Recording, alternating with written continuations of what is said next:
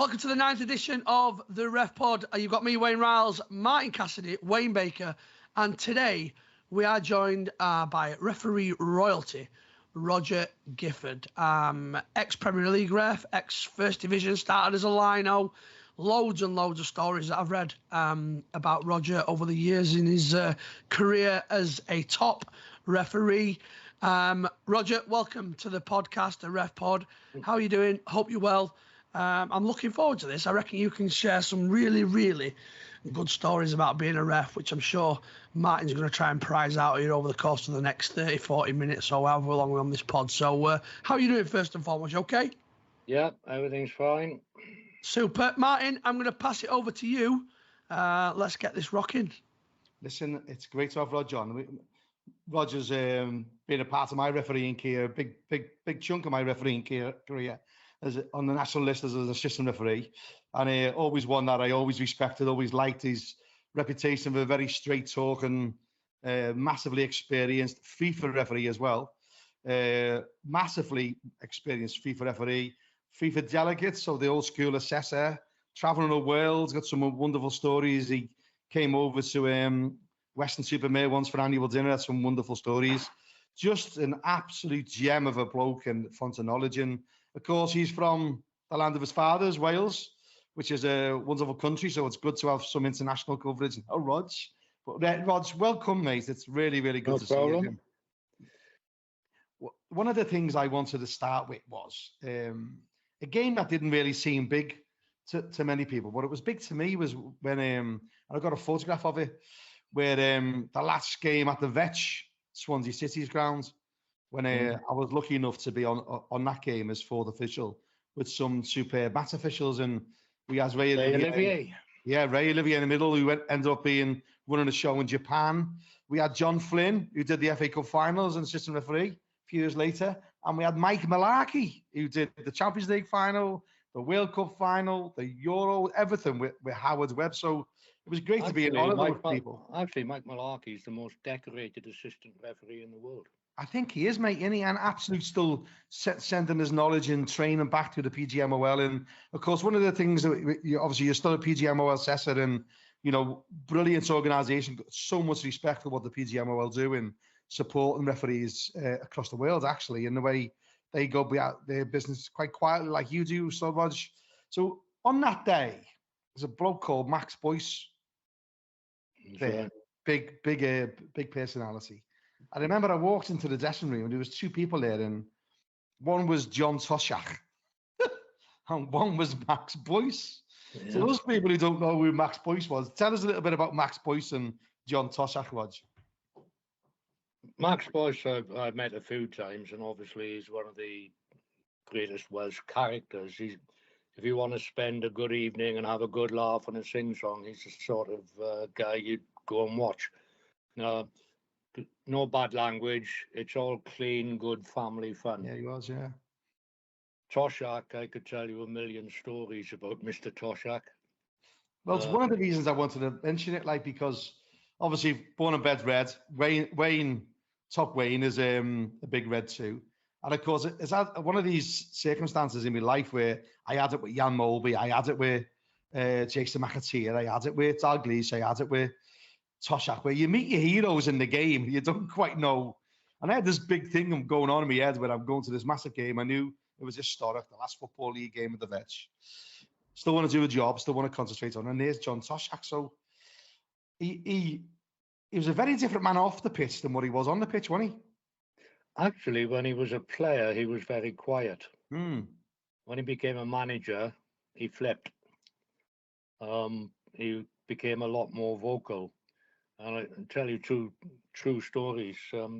There was an assistant referee from your part of the world going back many, many, many years ago when Tosh came down from Liverpool first off. And he was sitting on the bench. And he was starting to have a pop. And do you remember a guy called John Waite? Yes. Yeah. He had sort of Kevin Keegan curly perm. Yes. Yeah. He sounded just like one of the Wurzels. And they all do down here. Yeah. Anyway, I'd given a decision. Toshak didn't like it, and I could see something going on, so I sort of drifted over towards the technical area, and I could hear Tosh go, "That's bollocks, Lino." To which John Waite replied, "Didn't ask you I was keeping your ears apart, Mr. Toshak." Can you imagine that in this day and age? Well, the things that will go on, it's something we've talked about in the pod, where the way the game's changed, where what players want and what they don't want, and what people in the fan wants. Totally different era. You referred earlier to the PGMO. When I became active on the Football League, there was no training, no in-service education. Any education was done at sort of quarterly section meetings. That'd be the annual conference. If we trained, we did it ourselves, road running, going up the park, what have you. There was no sports science in the 1970s and 80s. You look at what the guys have got now. Dedicated personal coaches, physical sports scientists, people who monitor eye movement. They have so much given them, when I say given in inverted commas, to help prepare them, because the game now compared to 30 years ago is a totally different animal. I know. Different era of not only personalities, but the way the game was played, tactically, technically. The game now is considerably faster than it was 30 years ago. Considerably faster. One of the things that our listeners might not know is that you were one of the original first set of referees when the Premier League started, weren't you, mate? Yeah. Like, how much has that changed from that your first ever game in the Premier League to where we are now? When what world of difference that must be for you? Yeah, it's a world of difference. World of difference.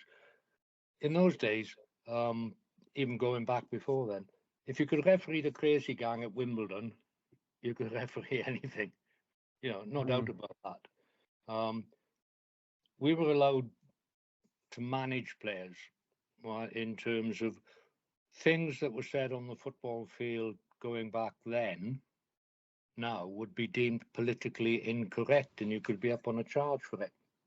Even innocent things, I'll give an example of, it was a quarter-final, I think it was the Coca-Cola Cup, and it was played at Highbury, lovely old stadium, vast stadium. And I won't name the two players involved, but one was an English international who'd scored a few goals, and there was a Welsh international playing for the visiting team, Aston Villa. And the Welsh international I'd known since he was a kid. Anyway, game's going on, and the Welsh international is having an absolute nightmare. Whatever he did, it went wrong. If he went to pass the ball to the right, it ended up in row Z on the left, And after about an hour, the Welsh lad went up to head the ball in the centre circle, and he slipped, and he fell flat on his arse, right? So he knocked the ball in frustration, knocked the ball away with his hand. So it's a straightforward free kick for handball, where the English international stood over him, laughed, and called him a Welsh so-and-so. You see, I can't use the word on. Of course. But he called him a Welsh so-and-so. I was standing behind him, so I tapped him on the shirt, on the back of the shirt, and went, "Hey, I'm a Welsh so-and-so as well," and he scored more goals and internationals than you, haven't he? Promptly ran off, and he chased me, and he said, "Yeah, are you taking the piss or what?" I said, "Yep, you'll do for me." He said, shook my hand, and when I did my last Premier League game at Highbury, he gave me his shirt. Did he? Really? Wow. So did you ask for that? Did you, mate? Did you say? No, I didn't ask for it. No, I want my game to be there. And he said, "I understand it's the last game. Have the shirt, mate."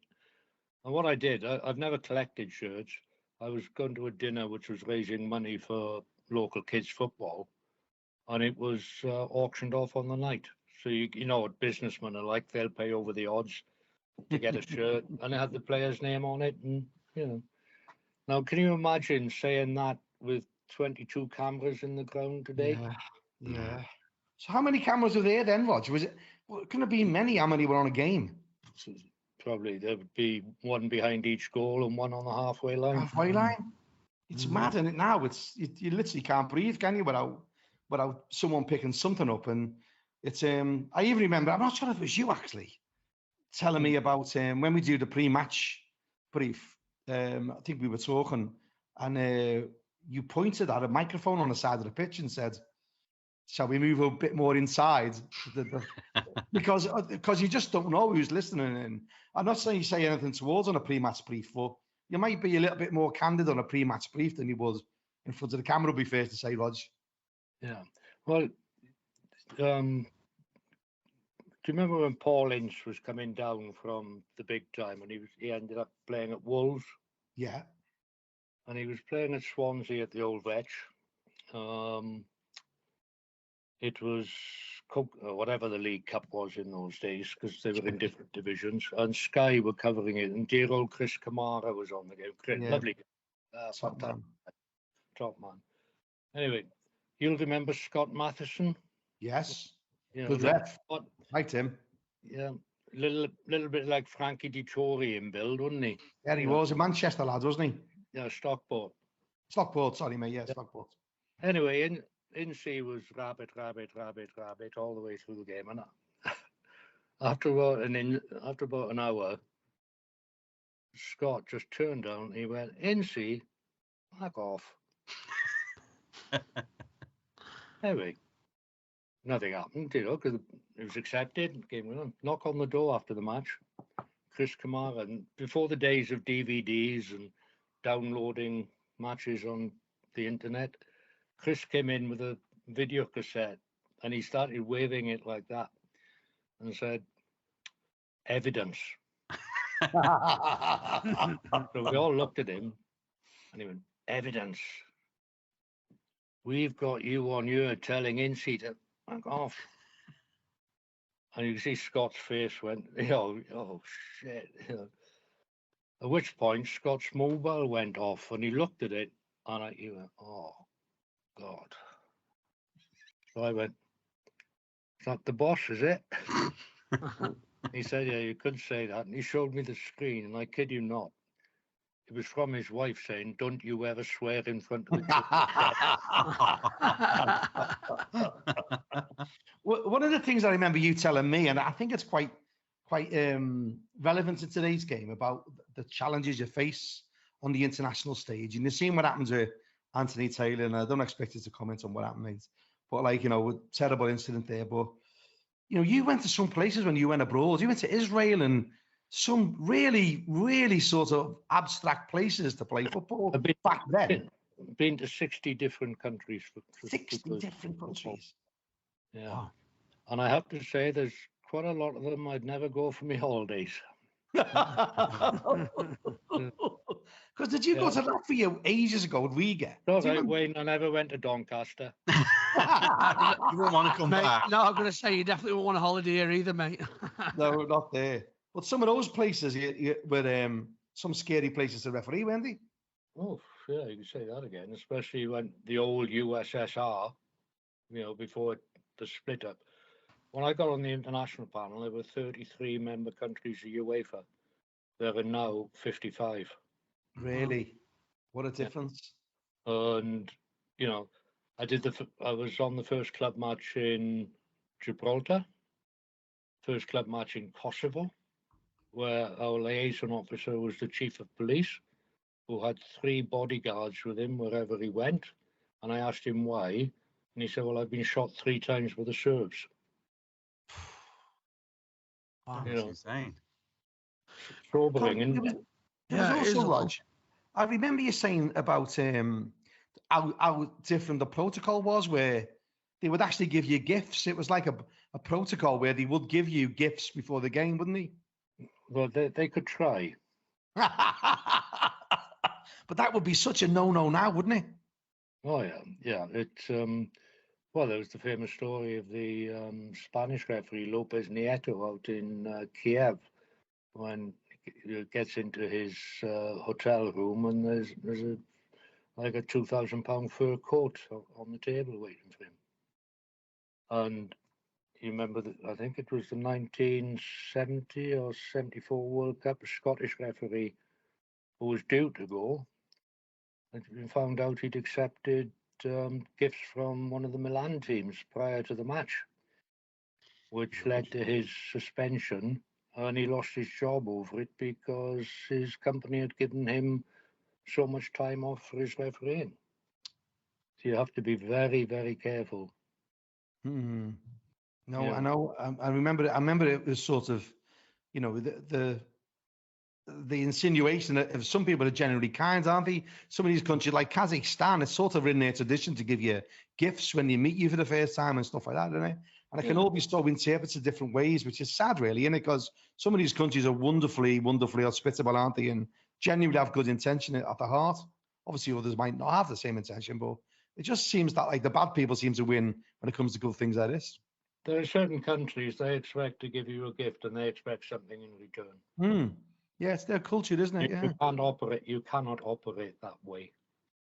You know, you mentioned Kazakhstan. I did the first club match there, and it was 7 days for one match. Wow. And they rang me up and said, we send you to Kazakhstan. So I was working on the mentor talent scheme at the time. Okay. And I had a Swedish referee.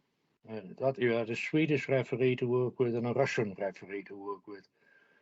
And they were supposed to send us videos of their matches so we could analyze them and talk about it. The Russian referee sent me 3 videos, brown paper, string, wax seal, you know, something from the 1950s. The Swedish referee, who was very laid back, sent me 3 videos in a jiffy bag, and he wrote out on the outside of the jiffy bag, Swedish videos. My postman was giving me very funny looks. Yeah, but go back to you wanted to ask Rodger a question. I remember you saying, was fire away, mate. Me? Oh, which one? Me, is it? Yeah. Hey, do you still rank as one of the fastest red cards in history at 72 seconds? Yeah. Did you guys know about that one? Yeah. You got that right. Yeah, Tim Flowers. Tim Flowers, yeah, Blackburn. Tim Flowers, yeah. But I read somewhere that didn't somebody try and attack you after that? We didn't get close enough because Gary McAllister and John Lukic literally beat the shit out of him. Which we don't advocate violence, of course. Yeah. Well, explain a bit more about Gifford, mate.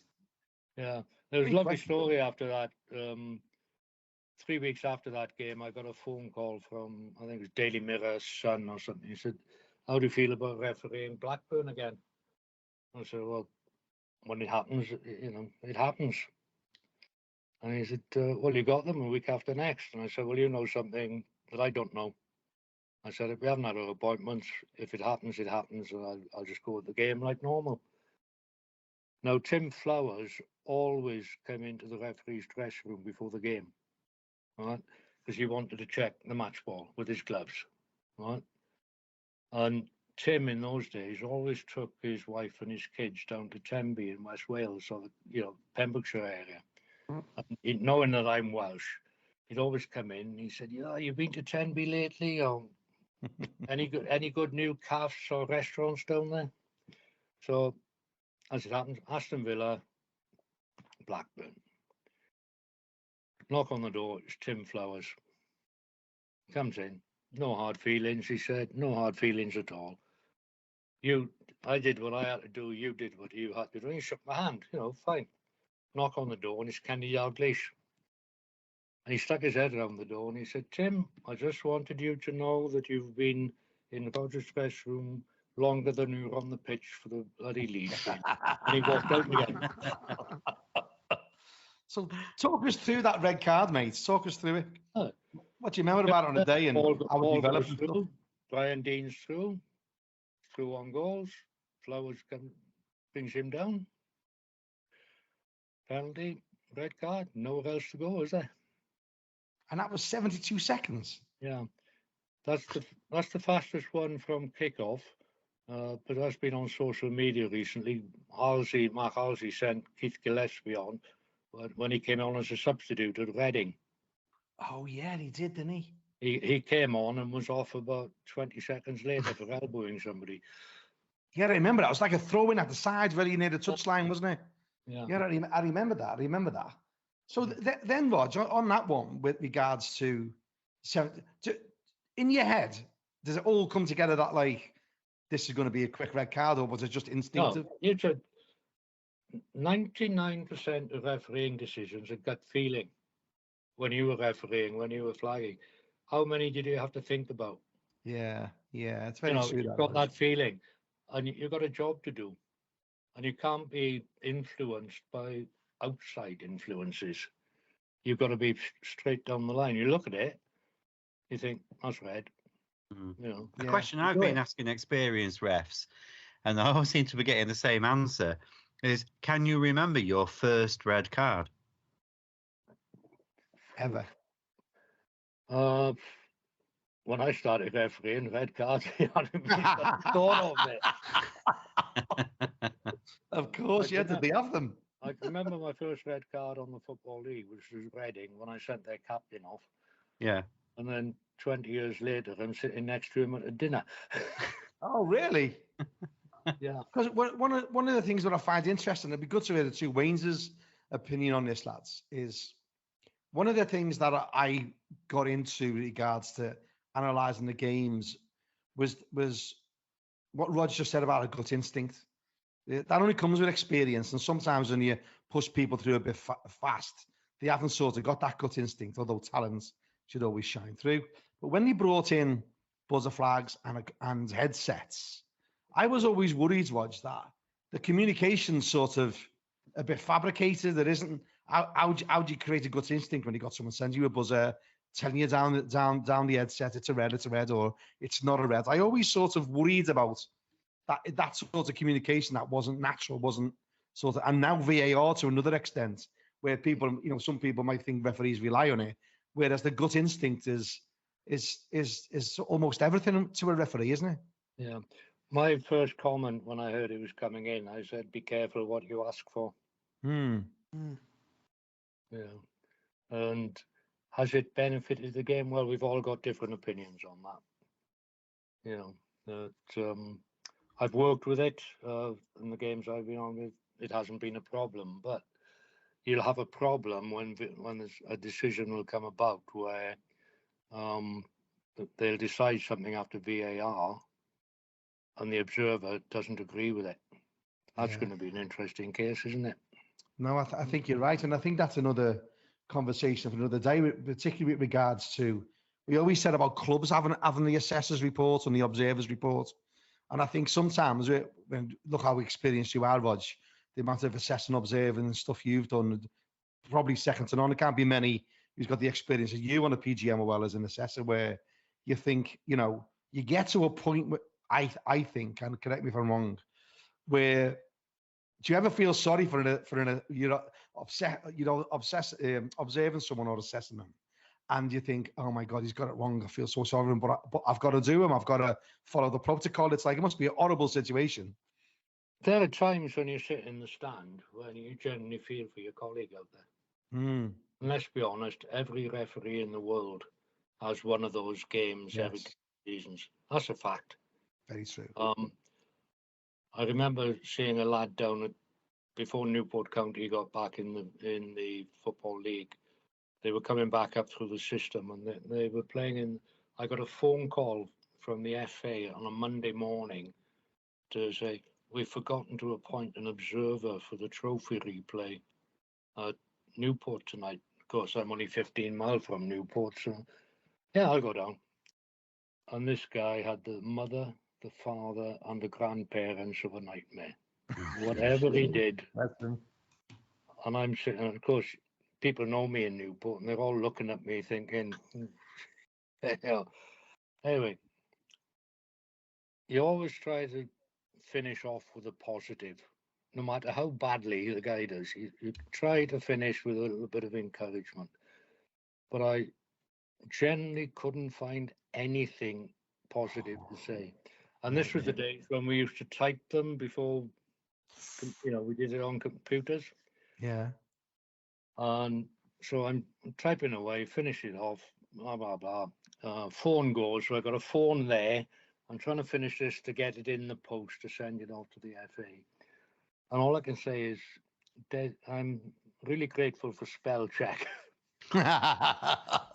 because my last sentence was what I thought I typed was I would be failing in my duties if I did not point out the various shortcomings in your game last night. But I'd actually typed in shitcomings, which is probably a more appropriate description of his referee. Oh my God.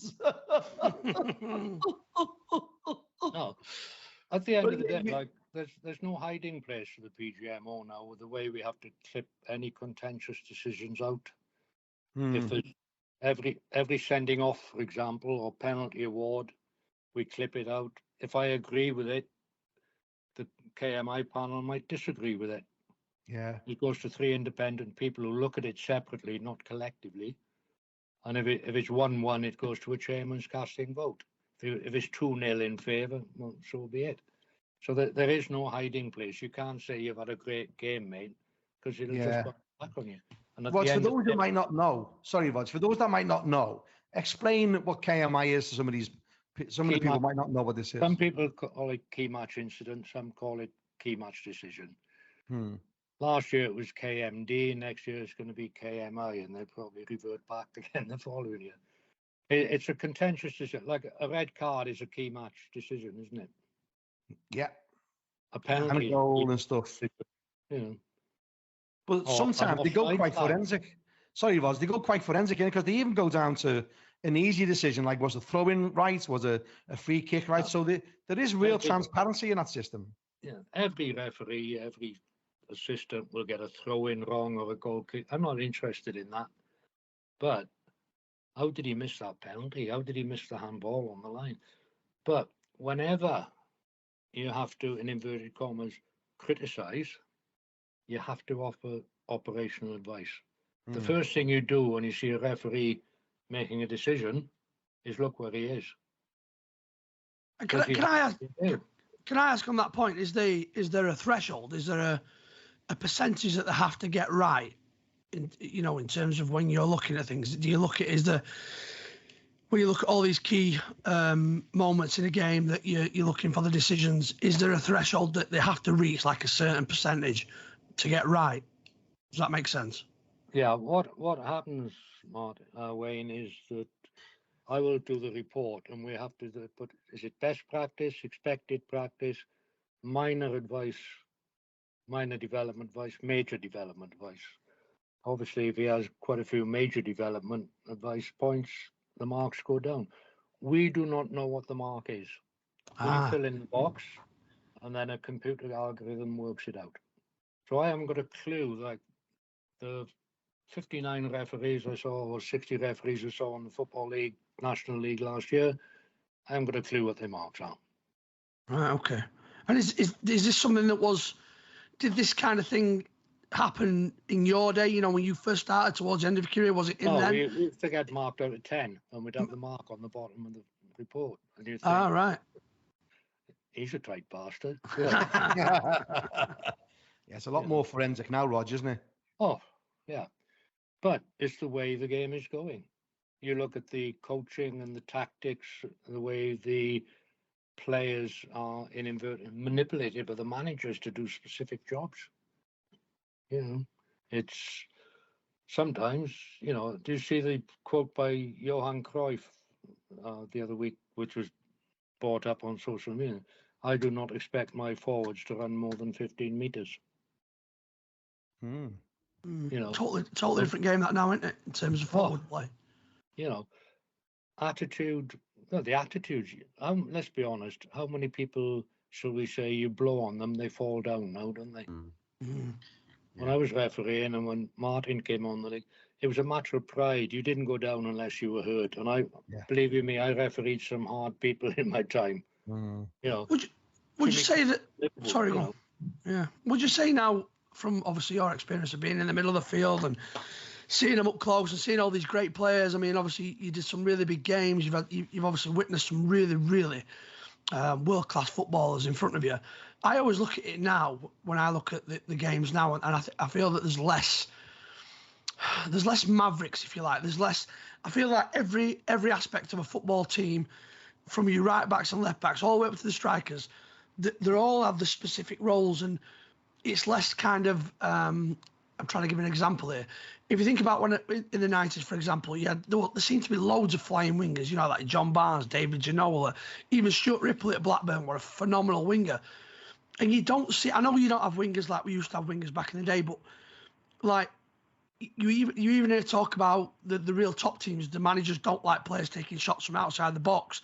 They wanted to really pick these teams apart. And I just don't think, you get the personalities, and I don't think we always have this chat amongst my friends when we look back on old Champions League finals and we look at the lineups, and you look at old teams back then, and you go through these lineups, and the players are like just legendary, historic players. And you look at them to this day, and I might be wrong in this, and somebody might say he's absolutely wrong here, but I don't see the same volume of high-class players as what they used to. Like I think about, for example, I think Harry Kane's a great player. Scored loads of goals for England, is a phenomenal striker. But he doesn't have the competition that, let's say, Alan Shearer had, or Gary. I mean, if you look at that Euro 96 squad, Robbie Fowler, was it Les Ferdinand on the bench, just couldn't get a kick. And now the best competition that Harry Kane has is Callum Wilson at Newcastle. There's nobody else. And I just don't think we have the same volume of players like that. It feels, I'm not saying the England teams is any way worse than what it was back in the 90s, because you look at what they've done under Gareth Southgate, albeit I think they should have won something.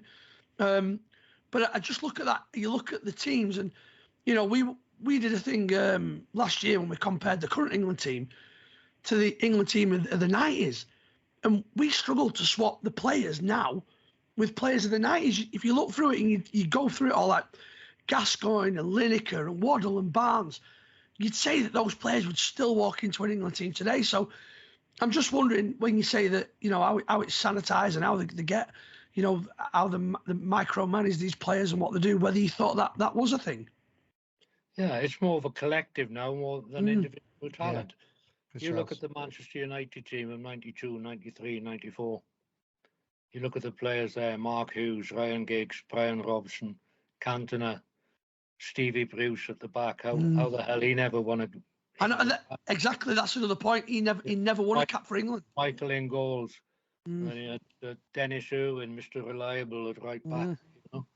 That Manchester United team then, if that team was playing today, they'd walk the league, wouldn't they? Yeah, absolutely walk it. Particularly with the rules have changed to encourage positive play. Yeah, the way it's changed, the ball, the pitch. One of my greatest abiding memories was, you remember when Sir Matt Busby died? Yeah, bless him.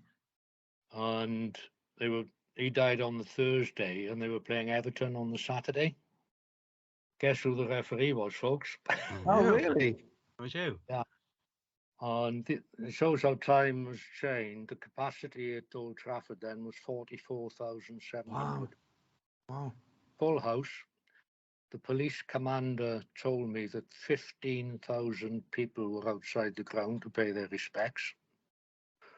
And that morning, the Euro 96 draw had been made in Manchester, and you had all the heads of the European nations in the ground watching the game with a UEFA hierarchy, and little old me. And we led, and Ken Merritt, who was the secretary then, rang me on the Friday to say, "You've obviously heard the sad news. With your permission, we'd like to have a piper lead the teams out." Oh, wow. All I said was, just do what you feel is appropriate. I wasn't going to mess up the tribute to one of the greatest managers ever. Yeah. Did you find it emotional, Rog? Not at the time, Okay. because you're focused. You've got a job to do. Yeah, big strength of yours. They had the piper in the tunnel, and his arm was going like the bloody clappers because he couldn't get his bagpipes to work. Oh, no. Really? So I'm looking at my watch. Anyway, he got them going, and then now if you've got 44,700 people on the ground, you're going to hear a noise, aren't you? Yeah. Total silence. Really? All you could hear Was the were bagpipes? the bagpipes. Oh, Wow. And I'm leading the teams out, and the lineup for both teams and the staff and what have you stretched from one penalty area to the other.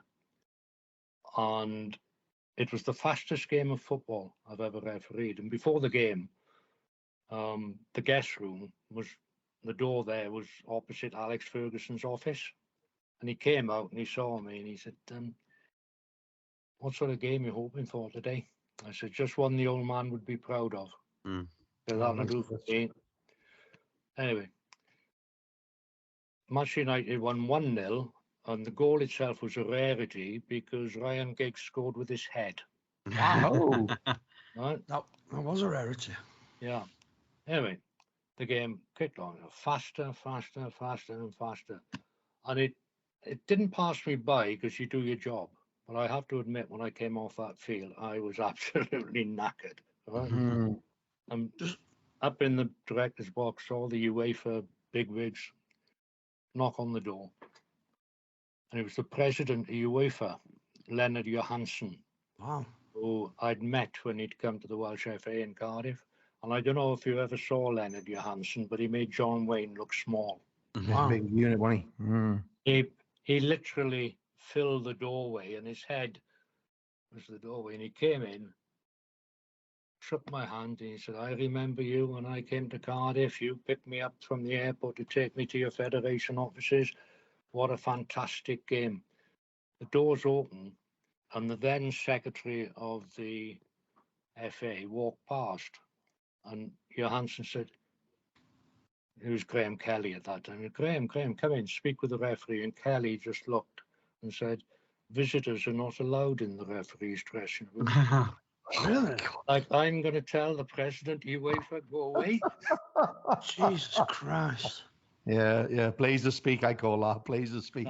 Well, I'll tell you a true story about Alex Ferguson. He's much maligned in some quarters, but you'll probably remember, Martin, when we had the sad case of Frank Martin. Yes. When he died in tragic circumstances, leaving 2 kiddies. And between Neil Midgley and myself, we organised a memorial match in this lad's name in his home village. And Alex rang me a few days before the game and said, what sort of team are you expecting? I said, give me Ryan Giggs and the kids. We'll be happy. I'll do you better than that. Giggs, Dion Dublin, Mark Hughes, some youngsters called Scholes, but Really? never heard of. We raised 50 grand for a widow and two kiddies. Wow. Manchester United would not take a penny for, travelling, nothing, right? Which was down to Alex Ferguson. And when I obviously rang him to tell him how much money we'd made and to thank him, I'll never forget it. We'll say, listen, son, he said, it's the family of football. Mm. Yeah. You wouldn't see the media like that, would you? No. No, you always hear, because I'm a massive Liverpool fan, and you always hear ex-pros of Liverpool speak highly of him about how supportive he is. I'm a massive Robbie Fowler fan. I was when he was a player. And I've listened to podcasts and read his book, and he speaks really highly of Ferguson and said when he started his refereeing journey that Fergie offered him help, and he were ringing him up and giving him loads of advice. Down here at Doncaster Rovers, his son used to manage, Darren Ferguson used to manage Doncaster Rovers. People met him down here, said that one of the guys I know that met him said that they used to talk about all these old players, and he never, ever forgot any player that he ever signed. There was a player I can't remember his name now. He's from Doncaster, and he was supposed to go on to big things, and for one reason or other, he never quite made it.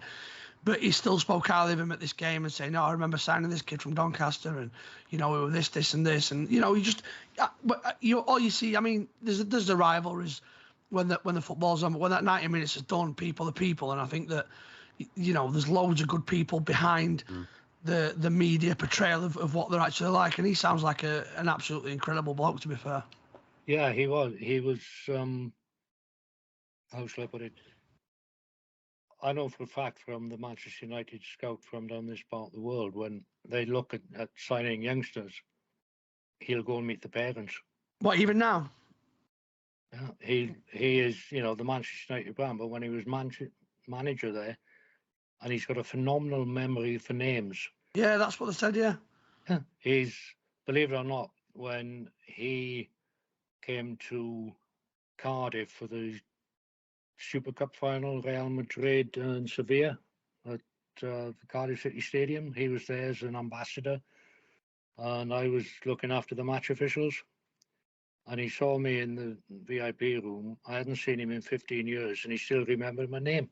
Brilliant.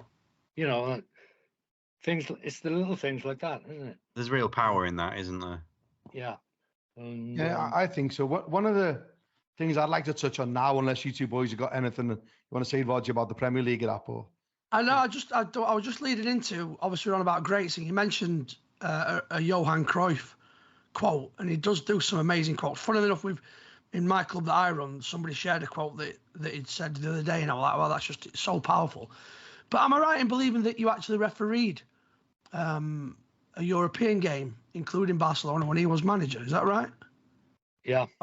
What did you get to meet him or speak to him? What was he like? Met him before the game. Very approachable. Really?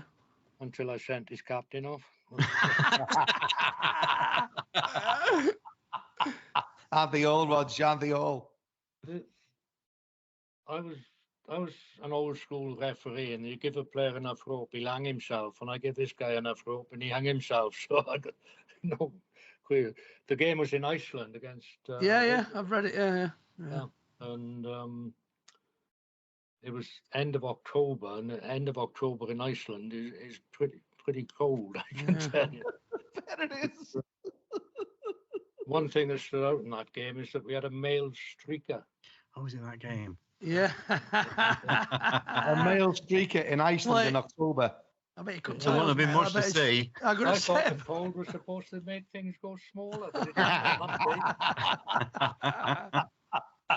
didn't. It is phenomenal, some of the things you've done, Rodger, which is why I was really so pleased that you agreed to come on with it when I asked you. And one of the things that, again, our listeners might not know is the amount of work you've done in Wales as well. I know you do a lot with the PGMOL, but your name is just synonymous with success, support, and talent with the Welsh FA, and I think that needs recognised. And how are you finding the way the Welsh football is developed into the bit of a monster it's become over the last 5 or 6 years?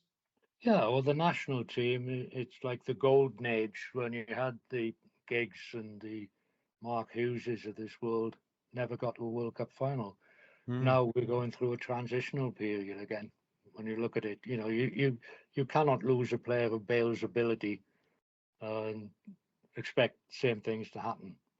But from a refereeing viewpoint, since I stood down as referees manager there, we've got referees for the first time ever since Lee Evans refereed group stages of the Europa League. Yeah. We had our top referee refereeing in the group stages of the Conference League this season, or the season just gone. So seeing the development of football in Wales, I've got to ask, what's your opinion of the Wrexham rise to success? Well, funny enough, I went to Wrexham twice at the end of last season as observer. Best of luck to them.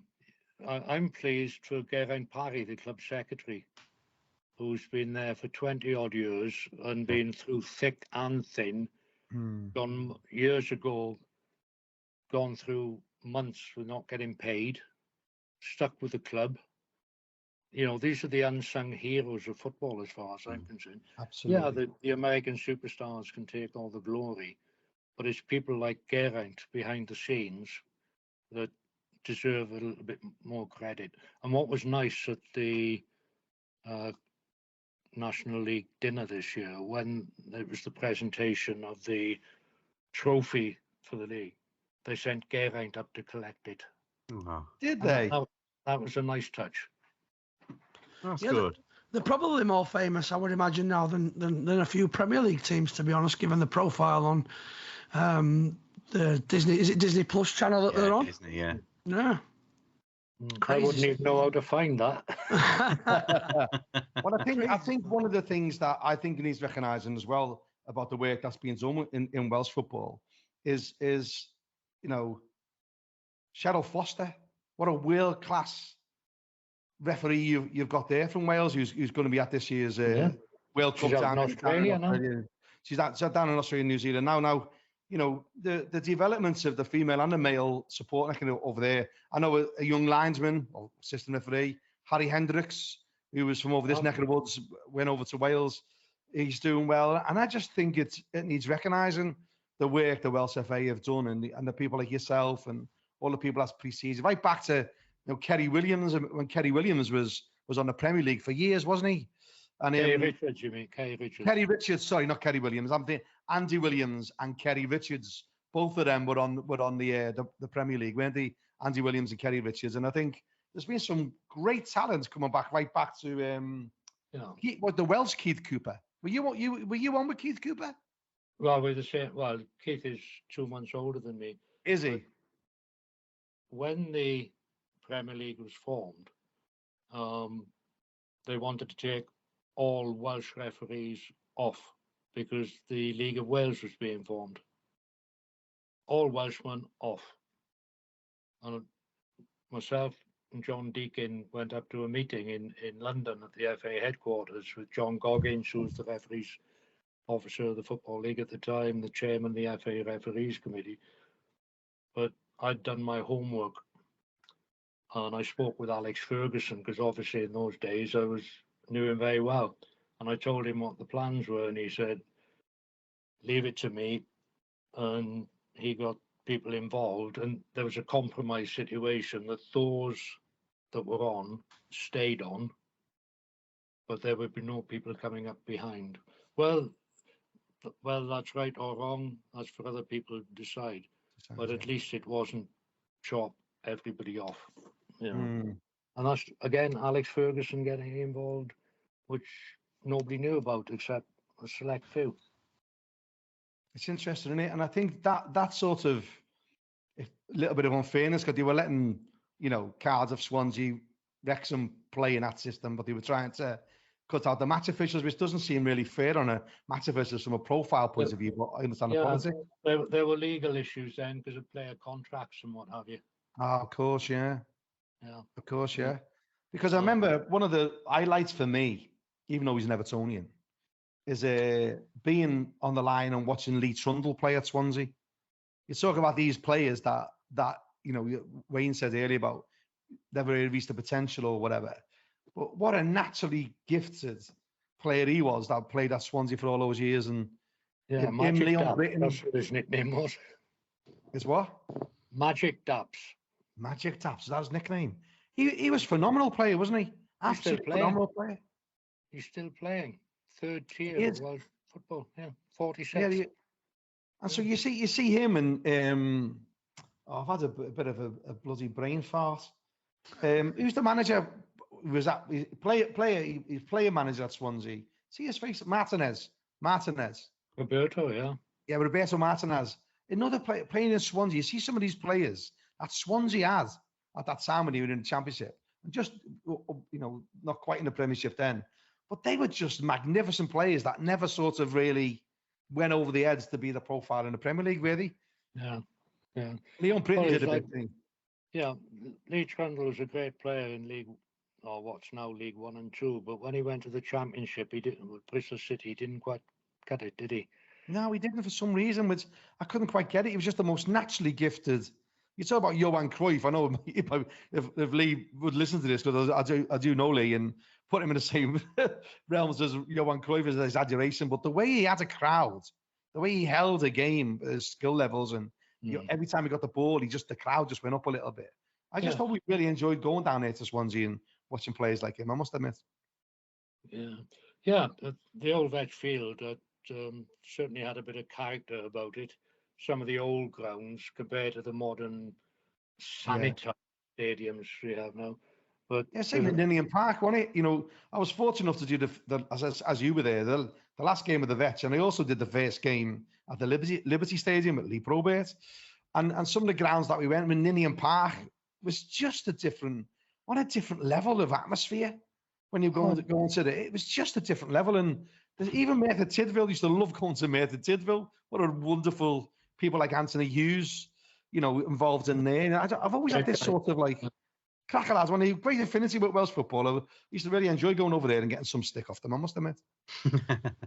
I think you'd always get stick in Merthyr, that's for sure.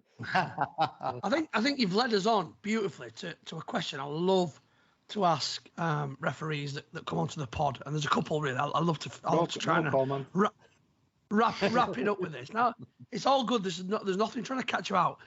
I'd just like to know firstly your favourite ground to referee at, and if possible, why?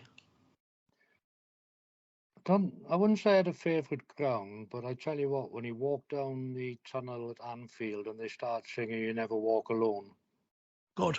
That, you know, that's a bit special. I mean, Old Trafford, obviously, everybody wants to go to Old Trafford, but I used to enjoy going to the smaller grounds because quite often the smaller grounds you had a warmer welcome. Really? Is that inverted commas, that warm? But, you know, there are clubs, you know, it's the same with observing now. You go to certain clubs where they ain't got 2 pennies to rub together. Yeah. But you get a much warmer welcome than you'll go to some championship club or football league club where, it's you again, is it? Well, you know where you're sitting. You know. Yeah.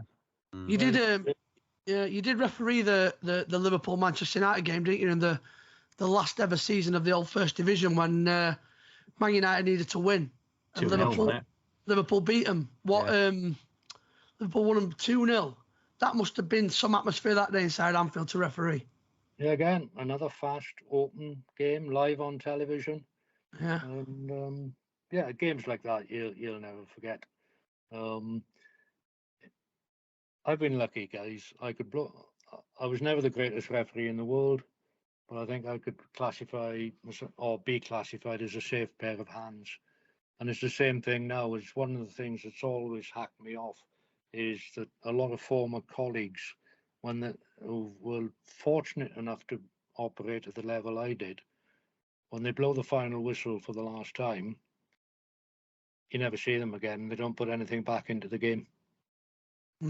Well, it's something we talked about on the phone actually, Rodger, and I'm glad you brought it up because, you know, even when you talk back of how many referees have been lucky enough, and I think you do have a bit of disservice there, Rodger. I think you're one of the best referees on the Premier League. You're fantastic, absolutely fantastic. How much have you got to drink, Martin? A couple of cups of tea. Now, I always looked up to you, Rodger, on and off the pitch. I always thought you were great, and I think it is true. You see a lot of referees out there who just some might disappear for political reasons.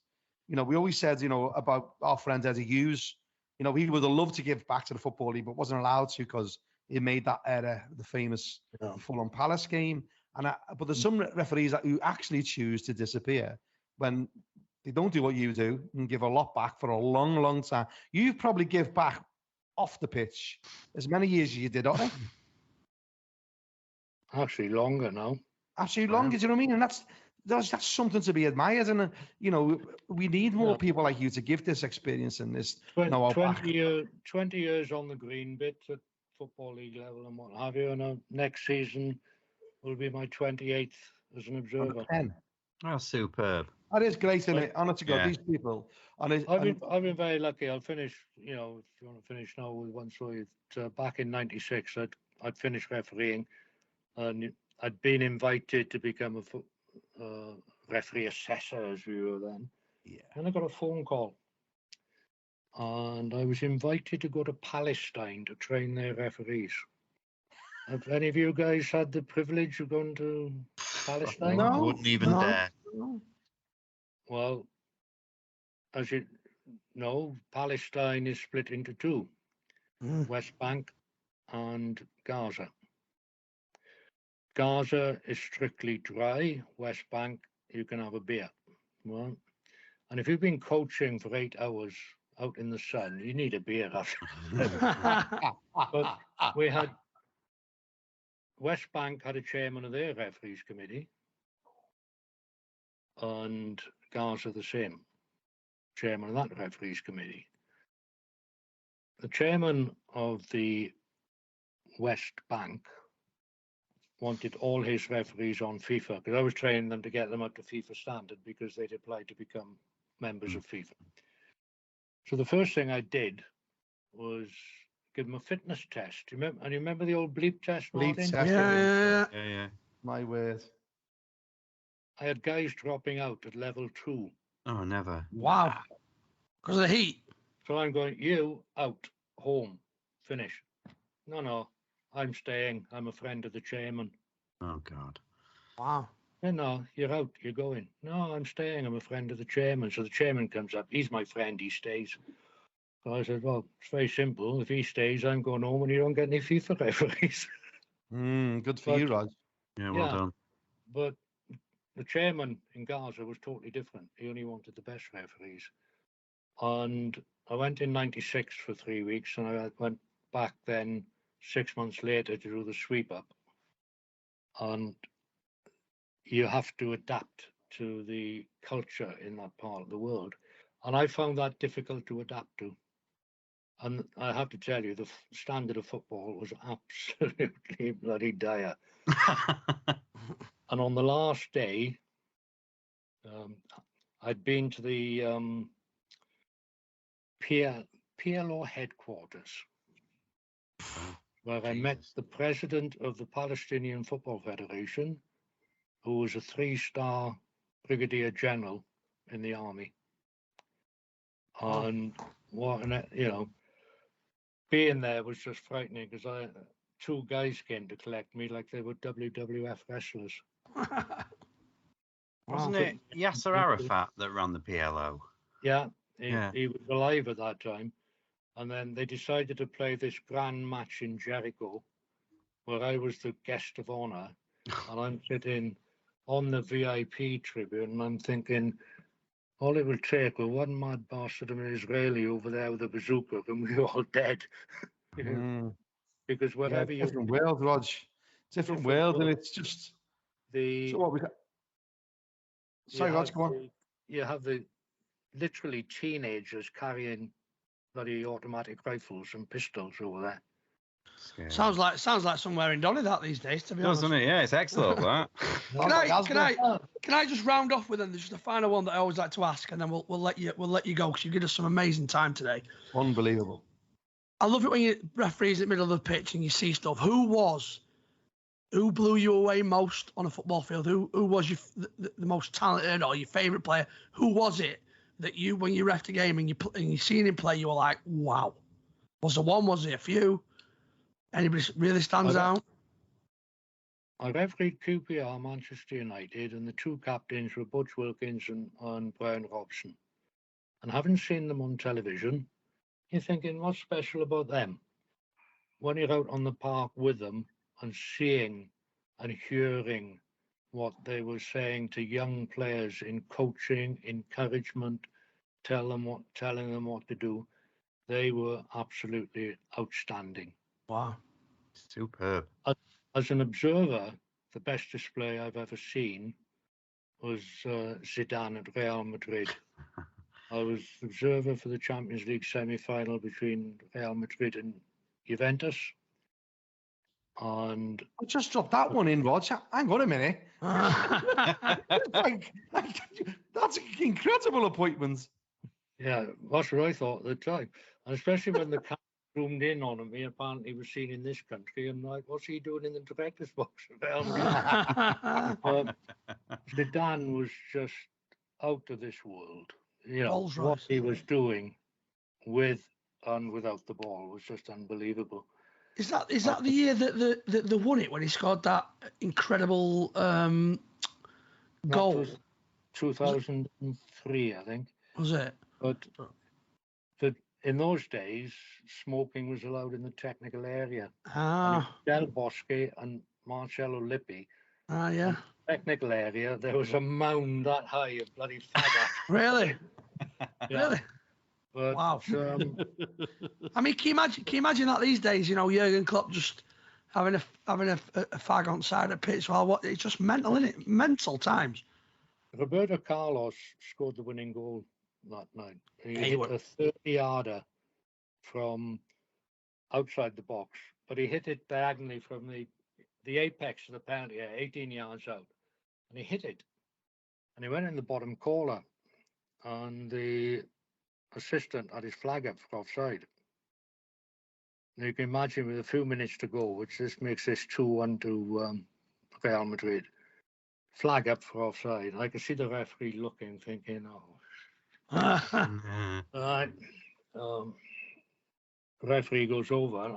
I could see the referee's hand sort of doing that at waist level, sort of pointing to the centre circle. And he went over, spoke with the assistant. The goal is given. Really? Yeah. Was it the right decision? So in the debrief after, the assistant, his name was Ole. I said, Ole, I have to ask you, why did you raise your flag? And he said, my friend, there were 3 players standing in the position of offside. And from where I was, I could not tell if the ball had touched one of them. And if it had touched one of them and it's in the net, I do not flag. I am dead. I am finished. Okay, fair enough. I can accept that. Argue with that. Yeah, can argue with that. So I said to the referee, I said, what did you say to Ollie? I could see you going over, pointing, but I'd like to know what you said to him. He said, you'd like me to tell you in Norwegian or in English? I said, English, please. I know you can't do it in Welsh, so do it in English. And he said, very, very simple. He said, I just looked at Ollie and said, I'm going to fucking kill you. 80,000 people. But the most telling thing about that is that when I got in the players' tunnel afterwards, Marcello Lippi came up to me and said, Mr. Observer, if Juventus score, I want goal. No arguments. It is goal. And he's just lost the match 2-1. Really? Wow. Yeah. Well, to talk about your experience, that we've been here for over an hour, so really, really appreciate. And you're ending talking about Real Madrid. Do you know what I mean?